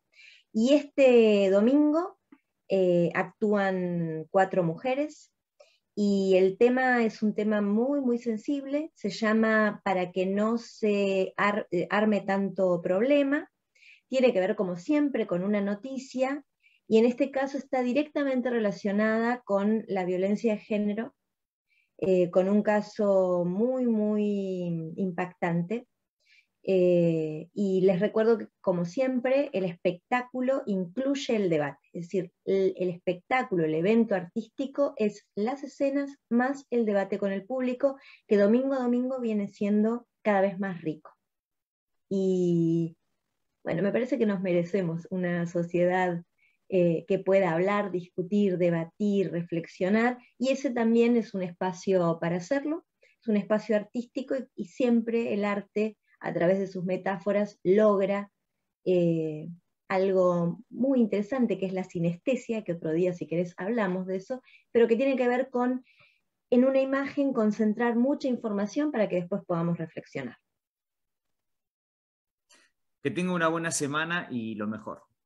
Igualmente para todos y todas las que están y estuvieron del otro lado. Muchísimas gracias.